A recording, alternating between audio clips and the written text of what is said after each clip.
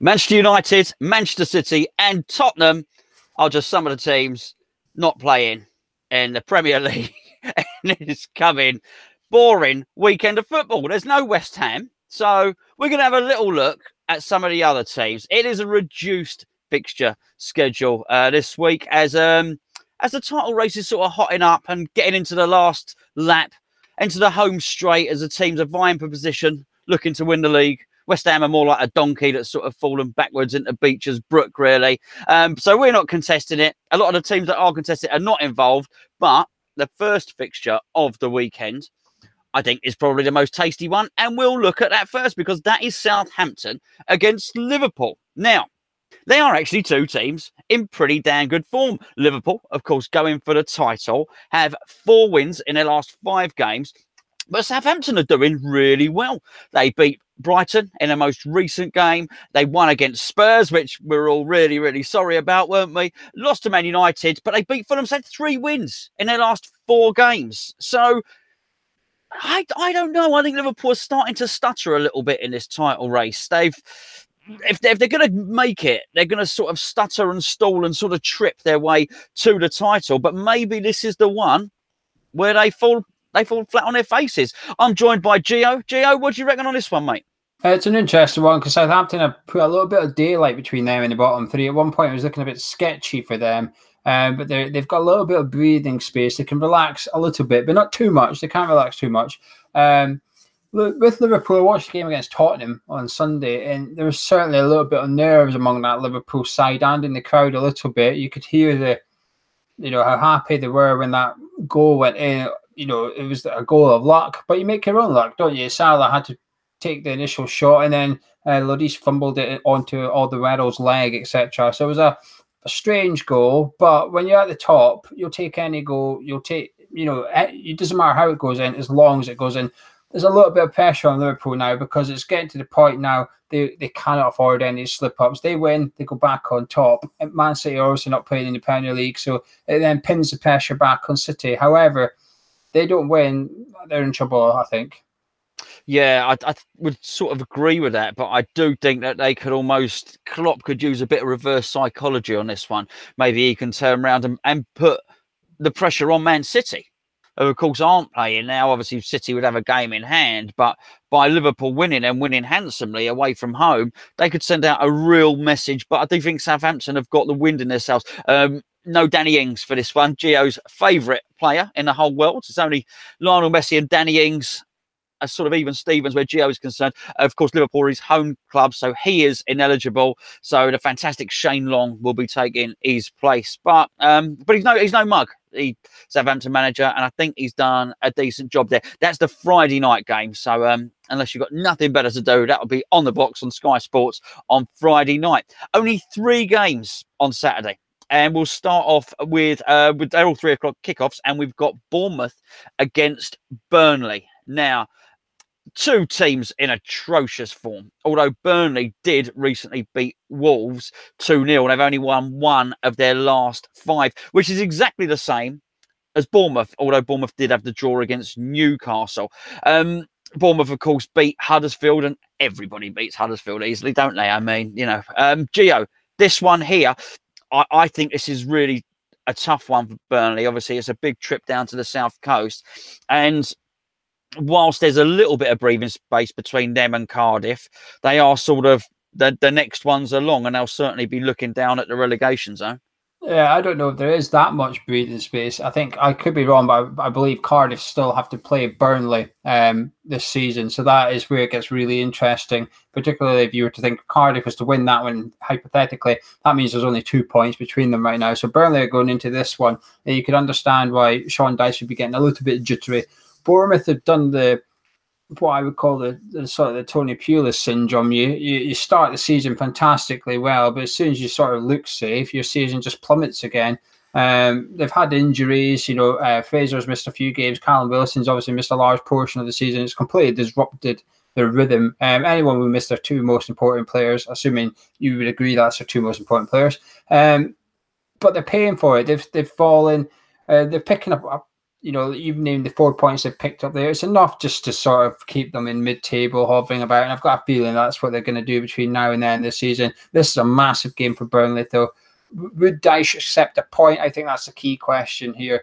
I don't think he'd be too averse to it because it would give him 6 points ahead of Cardiff. But at the same time, he would be looking at this as an opportunity to get a win. This is probably one of the better teams and out of form teams that Burnley could probably play, but their away form is not too great, Burnley.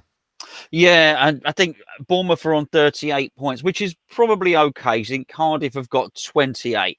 Same amount of games. Are Cardiff, with the 6 games remaining, going to get, with 10 more, it'd have to be 11 points, wouldn't it? So, no, they're just not going to do that. So Bournemouth are probably safe, if not mathematically. And as you say, in many respects, like West Ham, they've nothing really left to play for, really. And unlike, obviously, Wolverhampton Wanderers and Watford, who are involved in the Cup at this weekend, going for the Cup and going for Europe as well, then there's still really something to play for those teams. It's just the season's just going to peter out, and I think they'll be letting everybody that's below them fight it out. The next fixture on Saturday, which are 2 completely polarised teams here, of course. You've got Huddersfield Town against Leicester City. Brendan Rodgers, of course, back at Leicester City. 2 different forms you can get. Again, we've been looking at the last 5 fixtures. Leicester have won 4 of the last 5, and I think some quite impressive performances, albeit there's been a couple of close results, one of them in particular against Burnley. But I think Brendan Rodgers has taken a really good nucleus of players there. They've got some damn fine players there and just got them playing well. Huddersfield 1 win of the last 5. Of course, one of those losses in epic humdinger against our beloved West Ham, although they did beat Wolves, of course, which is no mean feat. It looks like a comfortable away win, though, Gio. Yeah, it's a bit of a bye for Leicester City, this one. I mean, Huddersfield, the only thing can stay in their advantage is they're relegated now. The pressure's off. You don't have to worry too much. And you hear some ex-players in particular talk about it. When you're in a relegation zone, it's horrible, etc. But it's when you confirm relegation, you feel a bit better, actually. While you're devastated, you've gone down. There's no pressure. There's no intensity on you. But Leicester City, there's this race for 7th going on. They didn't look like they were in it 2 or 3 weeks ago. Now, all of a sudden, they're 3 points off. I don't know what the goal difference looks like, but if they win, they're now equal points with 7th spot. It's close, Joe. I'll tell you now. Leicester City on -1, Watford at evens, Wolverhampton Wanderers on +1. Well, there you go. If they win by 2 goals, they go 7th on Saturday afternoon. And you sort of think, West Ham are struggling for motivation for 7th. Watford and Wolves seem to have perfect motivation winning midweek despite having an FA Cup semi-final. Well, Leicester City have arguably got the best motivation of all because they've not got the cup game, but I've got a manager who's just come in. He's got something to prove because people say, oh, you've been up in Scotland, blah, blah, blah. So he's got to say, I can still cut it in the Premier League. We've always alluded in our previews, etc. We've always debated, have Leicester City got the best 11 outside the top 6? And we say, well, yeah, they probably do. And it's time to show it. And Brendan Rodgers was potentially showing that between now and then of the season. It wouldn't surprise me if they were to sort of pip us because it was always us, Wolves and Watford. Which one of us was going to get 7? We've got a new cowboy in town and he's not messing about, is he? No, definitely not, and possibly not the only team that could pip us. We may well, come the end of the season, be yearning for that time when we were looking at 7th. Anyway, we will discuss West Ham's game, which is against Chelsea on Monday. We will be discussing that in a completely separate preview. We're not letting anything go on this. We're not going to say another word about it. You're going to have to join us tomorrow. Tomorrow night, Gio, we're doing it tomorrow night, mate? Yeah, we can do it tomorrow night. You're going to have to join us tomorrow night on the Hammers Chat channel, the other channel. Please make sure you are subscribed to both. And then we will look ahead to what should be quite an interesting fixture. However, back to the Premier League schedule. The next one up is Newcastle against Crystal Palace. Now, Crystal Palace obviously just played in... did you know that Tottenham had a new stadium? I heard something about it. Well, Crystal Palace played Tottenham in that new stadium last night. So they may well be knackered. I've actually watched a little bit of the game as well. And it was hard. They were under the cosh a little bit. Newcastle, well, he's got him playing defensively. He's brought in. He got his player. He got the guy that he wanted, Rafa Benitez, and it looked like he was starting to build some sort of impetus. Then Rondon has started to play really well, very effective striker, but he's on loan from West Brom, and actually they haven't won in a couple, Newcastle, but both these teams have won 2 in their last 5, so it's a little bit patchy. A nice win for Newcastle against Everton. Again, we've got a win for Crystal Palace against Huddersfield. Crystal Palace beat Burnley and beat them soundly, which they actually did in the reverse fixture. They've given Burnley 2 good pastings this season, and of course Newcastle beat Burnley as well. It's a tough one to call, but I do feel that I think the extra game and the travel may well tip this in Newcastle's favour. Well, Newcastle have actually won their last 5 home games. So in terms of at St James's Park, Rafa is doing quite well to build a little bit of a difficult place to go to. They did look rejuvenated when they got Almiron on in, but I watched them on Monday against Arsenal, and I know it was Arsenal, but they were just awful. Newcastle, they barely got out their half. Not only did they barely threaten the Arsenal goal, it didn't even look like they wanted to threaten the Arsenal goal. It was a worrying performance if you're a Newcastle fan, but you do think they should be safe. But, you know, if they continue losing games, etc., if Cardiff was to win a couple, all of a sudden it gets a little bit sketchy.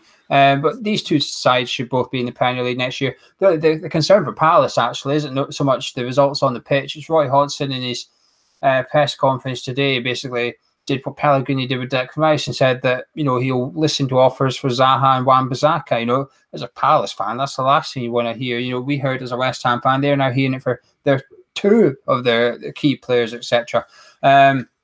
This wouldn't surprise me if it was 0-0, and all honestly, Gonzo, a draw would suit both of these teams in terms of just taking a little bit of a nudge towards safety. Should be okay, but a draw would just make sure it is.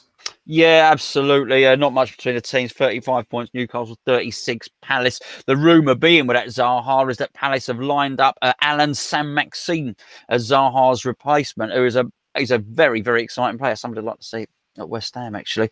The final fixture, well, that's not West Ham, which is Sunday game at 2 o'clock, is we've got Everton against Arsenal. Everton come in for a lot of stick, I think, early on in the season. Of course, they spent quite a lot of money since their new owner came in. What was it, 2 or 3 seasons ago? Silva's come in as their manager, and, well, we know all about Everton because obviously they beat us in that dreadful performance from West Ham. Despite me not wanting to talk about West Ham, I can't help it. But there you go. So they're actually in pretty good form. They've won 3 of their last 5, drawn 1 and lost 1. They've beaten Cardiff, drew in the Merseyside derby against Liverpool. They lost to Newcastle, but they beat Chelsea and then beat the mighty Hammers. Arsenal, as we've just discussed, Geo just said, they played Newcastle. Newcastle were poor in that game. I watched that the first half of that game.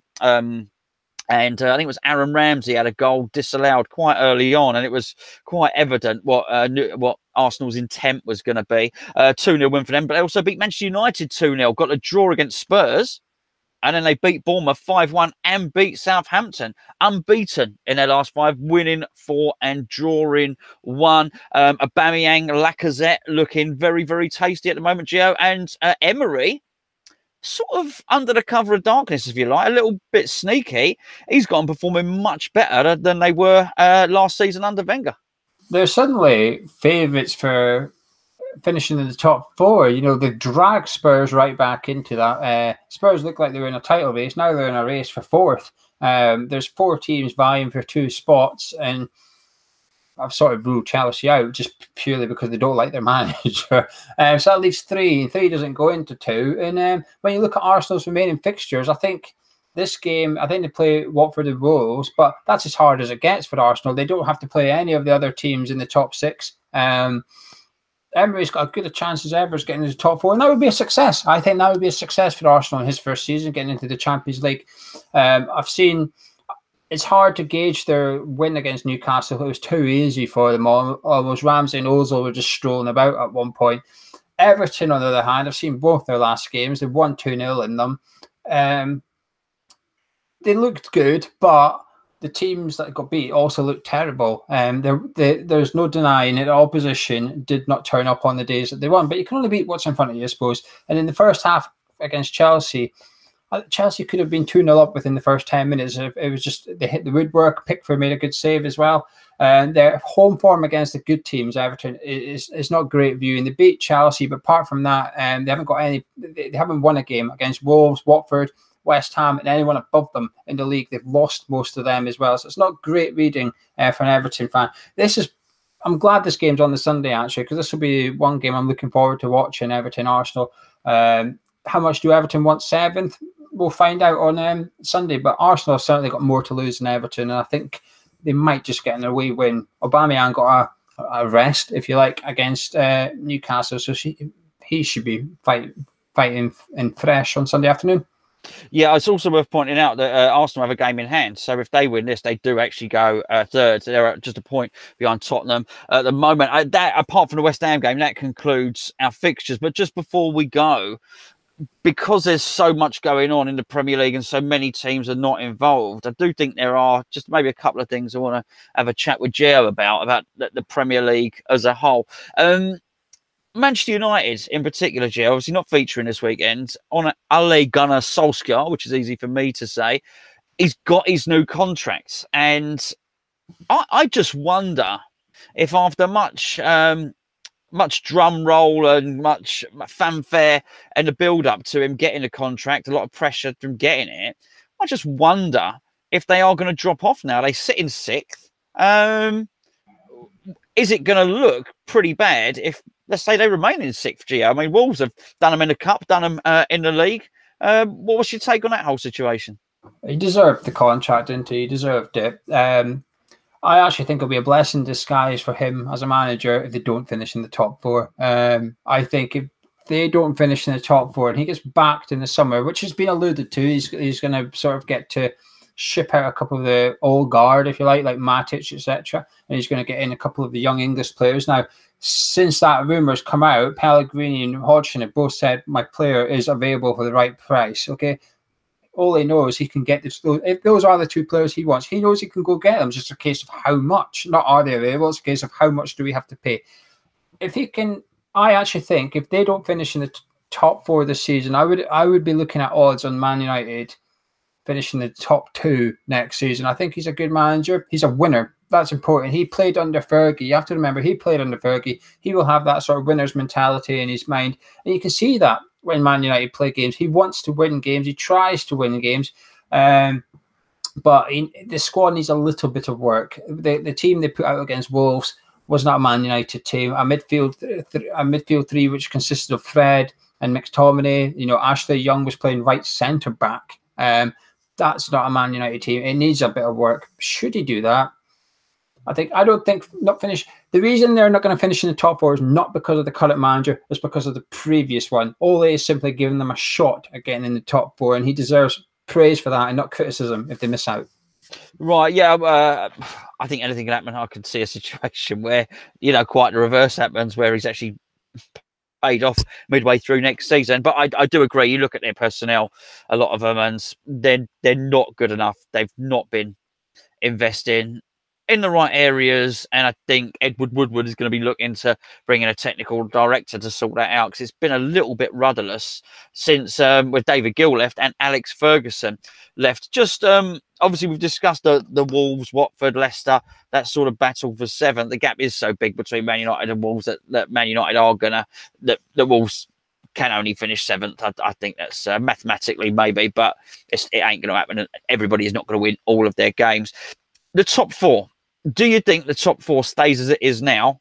Obviously, forgetting the order. Man City, Liverpool, Tottenham, Arsenal. Is that your top 4 for the end of the season? I don't know. It's really hard to call. I don't think Chelsea will get in there. But Man United, Arsenal, I'm going to say Man United and Arsenal get it. I think Tottenham might miss out because, how can they? I know they won against Palace, but when they moved to Wembley, they struggled initially. So they've moved into a new ground again. So I think it would be perfectly reasonable to expect them to struggle for a few home games. I know they beat Palace, but it's Palace, isn't it? I don't mean to be too disrespectful, but it's not the hardest opponents. They're going to come up against tougher opponents between now and the end of the season. And I've seen some, Tottenham fans who are not too happy with the new stadium in terms of sitting down and standing up. They think it's wonderful, but the people around them isn't the people they thought they'd be. We've encountered this at London Stadium, and it can disrupt things a little bit. I think Spurs might miss out a little bit. Their midfield. They're currently playing Sissoko, who's looking good, but they're playing, their last game had Dele Alli in there against Palace. The game before that at Liverpool, they had Christian Eriksen in there. That's not a good thing when your manager's changing, partnerships all the time because he doesn't know who to put in there. I think Spurs might just miss out, Gonzo. Yeah, well, it's going to be interesting for them, particularly with the involvement in the Champions League as well. One thing I did notice when I was watching Tottenham last night was they, about 10 minutes into it, they started getting outsung by Crystal Palace. And nothing unusual for an away support to be loud, of course, but it brings with it a nervousness. And you alluded to the facts of people being sat in the stadium and not being sat amongst people that they're necessarily used to in the former stadium. And that is one of the problems. But also, there comes an expectation when you move into a new stadium. And that is the stadium's huge. And I'm pretty sure that, like when we moved into the Olympic Stadium, everybody, or Karen Brady in particular, was saying the acoustics are really good in there. I'm sure Daniel Levy would have been trotting out a similar thing, that it's going to be really loud in there. But it does bring about a nervousness, and just necessarily because you get 60,000 fans in there, the expectation rises, and they've got to make the noise. And they seem to become very nervous very quickly. It was party atmosphere. For the first bit, they had the band out on the pitch, ladies singing, geezer rapping. They unveiled the cock on the ball, the golden cock on the ball on top of the stadium roof, and they sang for a bit, and then nerves crept in. And I just wonder. It is a beautiful stadium, no doubt about it, but they may well suffer some of the same problems that we certainly have done in our move. Anyway, that's it. Anything else you want to say about the Premier League weekend, Gio? No, I'm just looking forward to the running. Some couple of times, I know two teams are already gone. The two teams are relegated, but that last spot, I actually hope Cardiff can win their next game just to make it a little bit exciting. The race for the third and fourth spot in Premier League is going to be exciting. While seventh, sort of like the wooden spoon prize, it's something. It's something that there's quite a few teams competing for, and it's teams of very similar ability and size and stature at the minute, and it's sort of going to be an interesting finish as to who is the best of the rest, if you like. And what about the best of the best? Still Man City for you to win it? Yeah. Interesting. Right, well, I've not made up my mind yet. I don't know what's going to happen, but I do hope it goes to the last game. I think that would be very, very interesting. Those are memorable occasions indeed. Anyway, thank you very much for joining us, and we'll be back tomorrow evening. As I said, 8:30, we'll be looking ahead to the Chelsea and West Ham fixture. We'll be giving you what team news we'll be discussing. Who's joining us for that, Gio? Anyone joining us? I don't know yet. But for the Man United fixture next weekend, we've got a really good guest. A really, really good guest. A really good guest. It's a Man United fan, but if you look at our Everton preview, I thought it worked well. So I've got a Man United fan coming on who they are really good. Is it Mick Hucknall? Is it who? Mick Hucknall. No, it is not Mick Hucknall. I'm sorry. Oh, would have been nice. Maybe one day when we've got a few more viewers, we'll get Mick Hucknall. But if we do, it'll probably on the other channel, as this will be tomorrow night. Please don't forget to subscribe to both, and we'll look forward to seeing you then. Good night.